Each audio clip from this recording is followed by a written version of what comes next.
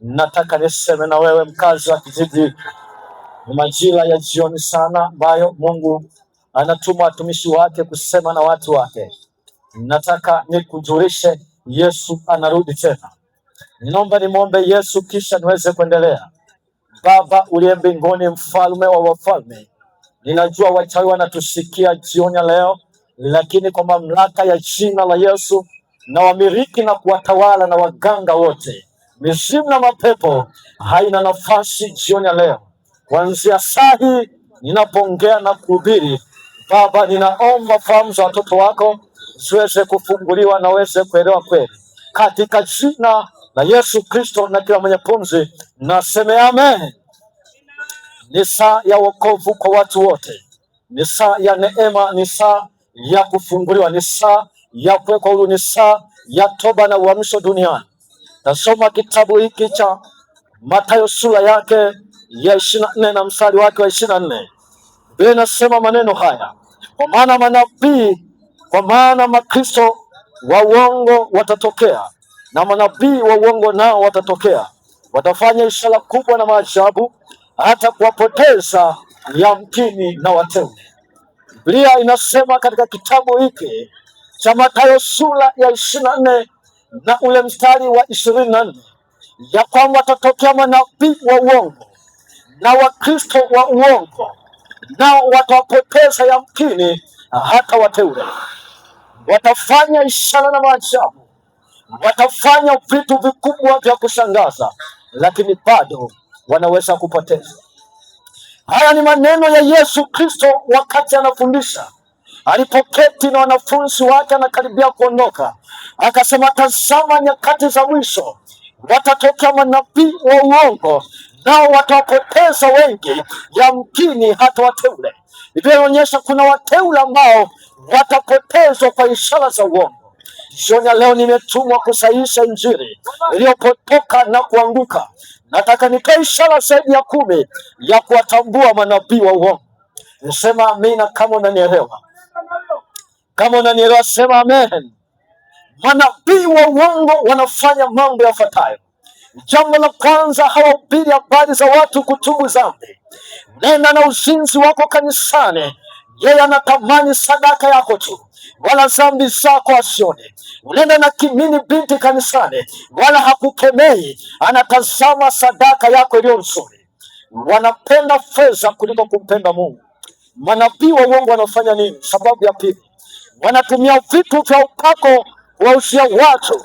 Wanatumia vitu vya upako kuweza kuwahusia watu. Manabii wa uongo ni ambao wanasimama wanauza maji. Manabii wa uongo ni ambao wanasimama wanauza chumvi. Manabii wa uongo ni ambao wanasimama wanaombea watu kwa pesa. Manabii wa uongo ni ambao wanasimama wanaweza kuhalalisha ndoa ambazo si za jinsia tofauti. Takuta nabii ana kitambi kizuri, lakini anasema unaruhusiwa kuoa mme na mme. Kama unasali kwenye kanisa ambalo mama na mama anaruhusiwa kuoana, huo ni usaganaji na ni dhambi. Ni heri uweze kutubu siku ya leo na uweze kumrudia Bwana. Manabii wa uongo ni wapi?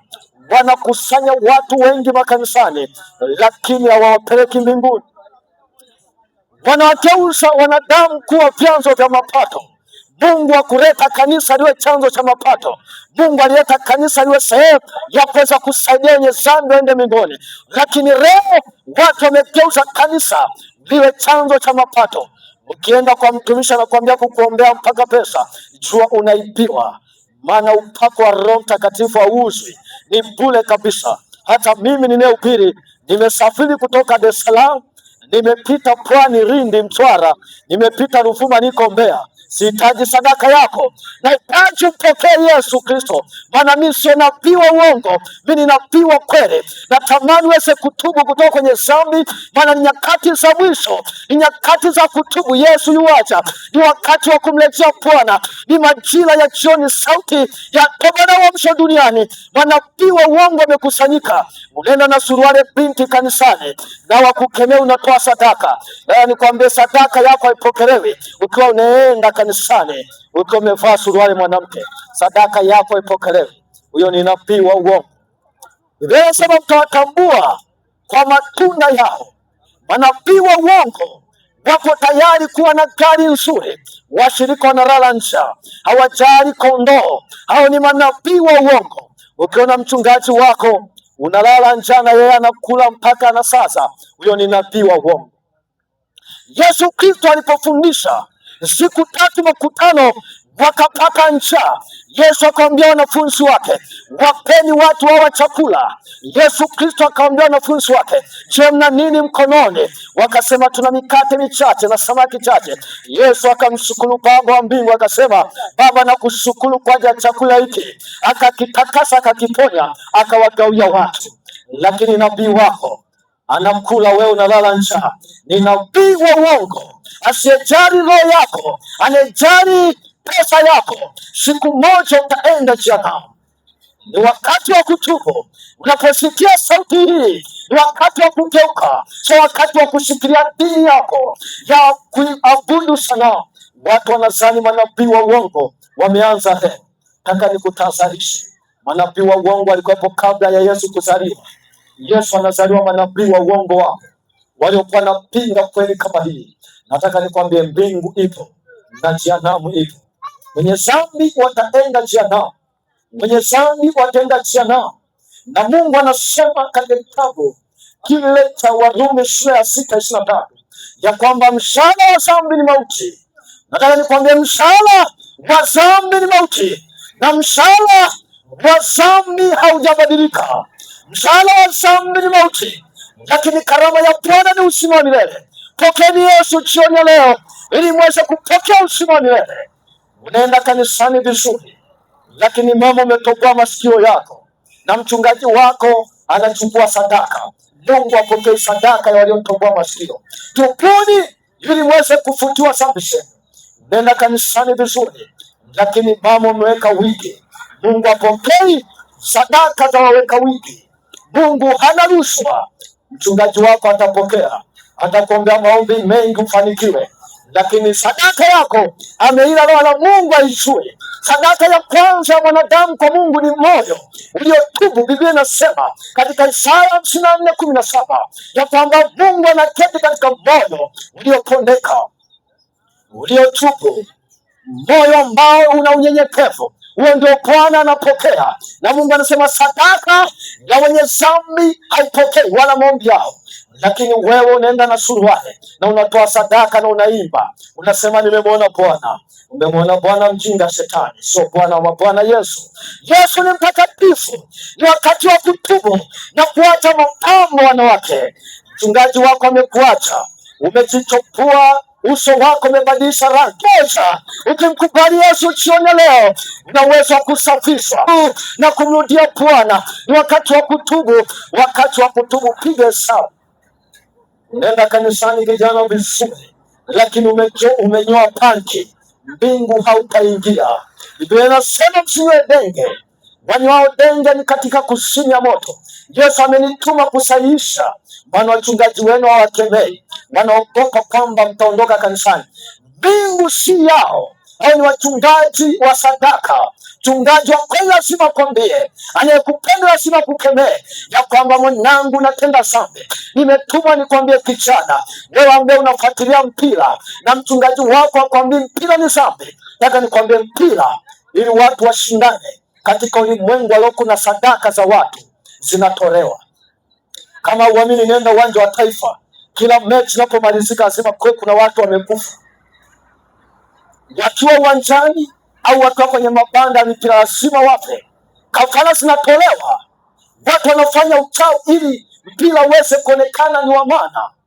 Na shetani katika nyakati za mwisho atahakikisha watu wanakesha kwenye baa, lakini mikesha kanisani hawapo. Watu watakesha kwenye mipira, lakini kwenye ibada za kweli hawapo. Ni nyakati za kutubu na kuacha mipira. Hiyo ni ibada ya sanamu. Wewe unashiriki mpira, ni ibada ya sanamu.